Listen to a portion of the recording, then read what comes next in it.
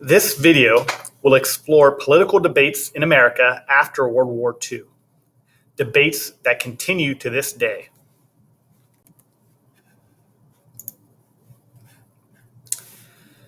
This video covers U.S. history content statement number 30, political debates focused on the extent of the role of government in the economy, environmental protection, social welfare, and national security.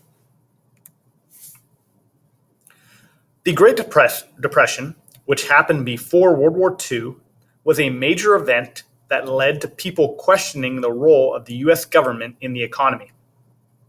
At the start of the Depression, Herbert Hoover, a Republican, was president.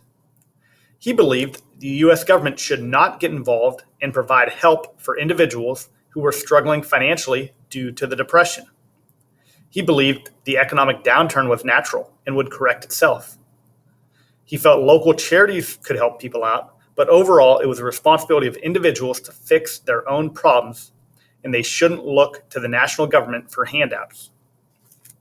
Franklin Roosevelt, a Democrat, was elected president in 1932 and had a different philosophy. His plan, known as the New Deal, featured significant national or federal government involvement to provide relief to individuals and businesses in need, assist in the economic recovery, and reform the U.S. economic system to prevent a similar depression from happening again. Most notably, the Social Security Act was passed as part of this New Deal, which still to this day provides government financial assistance to retired, unemployed, disadvantaged, and disabled Americans. The debate over how involved the national government should be in the economy continues to this day.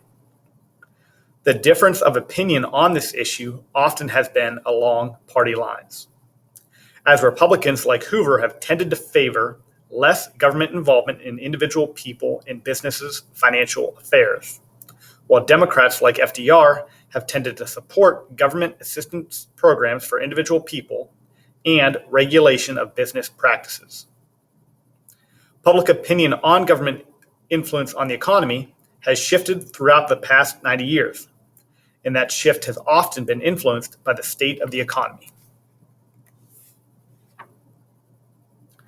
Lyndon Johnson unexpectedly became president on November 22, 1963, after President John F. Kennedy was assassinated, and Johnson, his vice president, was promoted to president.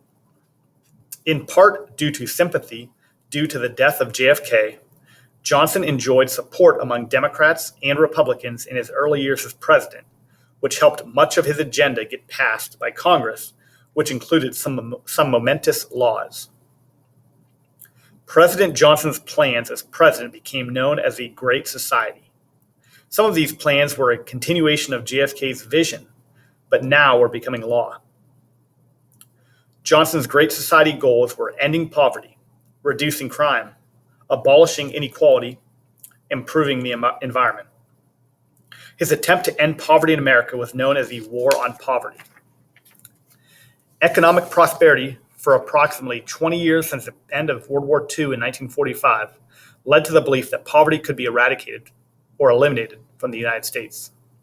The primary goal of the War on Poverty was to break the cycle of poverty that made it difficult for some families to advance economically and not have generation after generation struggling financially. One famous part of the War on Poverty was the creation of the Head Start preschool program, which has served over 32 million children since its inception. As a child, and still today, you may watch PBS.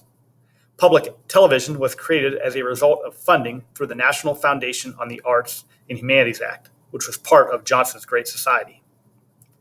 The Immigration and Naturalization Act, passed in 1965, ended immigration nationality quotas, which allowed for more immigration from Latin American, Asian, and African countries. It has led to the increased diversity our country has today. Arguably, the most significant piece of legislation under the Great Society was the Medicare and Medicaid Act of 1965. Medicare covered hospital and physician costs for elderly who qualified, while Medicaid covered health care costs for the poor. Both are still around to this day, and both programs are very expensive. Over the last 50 plus years, these programs, like the Social Security Act before it, have been part of the debate over government involvement in our lives. Whether you realize it or not, someone you know has benefited from medical expenses being covered by Medicare and Medicaid. In schools, Medicaid helps to pay for therapy and other services for children with disabilities.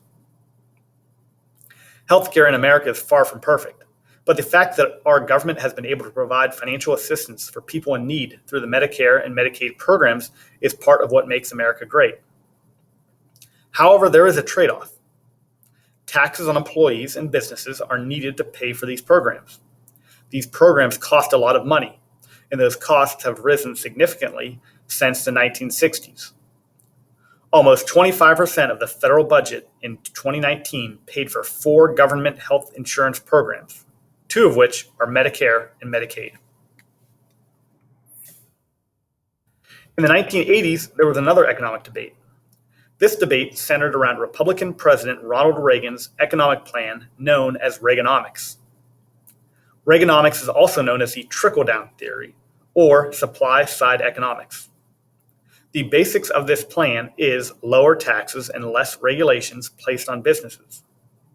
The rationale behind this plan is that lower taxes and less government regulation means more money for business owners, the suppliers, which they can pass on as lower prices to consumers, as well as hire more workers.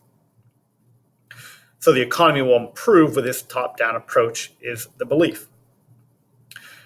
The economy did show improvement under Reagan during the 1980s after the economy struggled during the 1970s. Critics, however, argue that this improvement was more the result of the natural business cycle and less due to Reagan's policies. Also, with less taxes for businesses, the national debt increased and has continued to do so to this day. Also, in reality, business owners do not always pass on their tax savings to the consumer in the form of lower prices or by hiring more workers. Sometimes the business owners pocket that money and make more wealth for themselves. The gap between the rich and the poor has widened since the 1980s. And the Reaganomics policies is one reason for that. Trickle-down economics is part of the reason why people like Jeff Bezos are as rich as they are. The economy is not the only issue that has sparked debate in this country. The environment is another issue that has been debated for decades. In the 1960s, a growing conservation movement led to environmental regulations. To conserve something is to save it or prevent the wasteful use of it. The conservation movement wanted to save the environment or prevent the wasteful use of environmental resources. In 1966, Congress passed the Endangered Species Act. In 1970, Congress created the Environmental Protection Agency, or EPA, to enforce air and water quality laws. This was in part due to research on the harmful effects of pesticides. Pesticides are chemicals used by farmers to kill insects that are harmful to plants. However, these chemicals can also be harmful to people when eating the farm products, as well as when the chemicals and pesticides run off from the farm fields and into local drinking water. Also, the EPA was created to limit pollution, which was necessary due to increased waste disposal as the nation's population grew and consumed more products. These pictures show some of the environmental problems of the 1960s. Pictured on the left is the Cuyahoga River in Cleveland, which, yes, caught fire in the 1960s. A river caught fire. This is due to pollution that was dumped into the river. And in the picture on the right, that is not fog, but smog, which is caused by pollution that is covering New York City. Debates over national security and what it means for different people has led to debate in America since World War II. The anti-communist hysteria known as the Second Red Scare or McCarthyism stifled much of the debate for the first decade plus after World War II. To question national security decisions, which mostly centered around stopping the spread of communism, could have led to a person being labeled a communist. This sparked a wave of conformity in America during the 1950s. Falling in line and doing what society expected of you was valued in American culture during the 1950s. However, a shift to more individualism and questioning of the government occurred during the 1960s. Much of this was centered around the Vietnam War. The official purpose of the war was to stop the spread of communism, but the war was long and deadly. As the years went on, many Americans questioned if America should even be fighting in the war, and whether or not the status of South Vietnam as a communist or non-communist nation really mattered at all to American national security. This debate in America was often split between young and old. Many older Americans felt any questioning of the war was un-American. Many younger Americans, some of whom were being drafted into the military, questioned the wisdom of fighting in Vietnam. The Vietnam War protests also merged with the civil rights movement, as minorities disproportionately served and died in the Vietnam War. In the mid to late 1960s, the civil rights movement continued because while laws such as the Civil Rights Act of 1964 and Voting Rights Act of 1965 showed progress for equality in this country, in reality, day-to-day America still featured racism and discrimination. The unpopular Vietnam War, which included a draft of soldiers, was an example of balancing individual rights with national security. The wisdom of the time, although historians question its wisdom now, was that America's national security depended on containing the spread of communism. However, that national security had to be balanced with individual rights such as freedom of speech, assembly, and the right to petition. Americans living in 2020 question our government more than Americans living over 100 years earlier. Knowing our history informs us why that is. Going back to the Great Depression of the 1930s, the New Deal, which helped the economy, increased the role of government in people's lives. This has created programs that benefit Americans, however, also leads to the government establishing more regulations that businesses and people have to follow, and people don't like to always follow regulations. The New Deal and Lyndon Johnson's Great Society in the 1960s increased social welfare programs. Things like Social Security, Medicare, and Medicaid provide benefits to people in America. But again, it increases the government's role in our lives, and the effectiveness/feasibility of these programs is questioned. The EPA helps protect the environment, but not everyone agrees with all decisions by this agency, as it can negatively affect individuals' lives or businesses.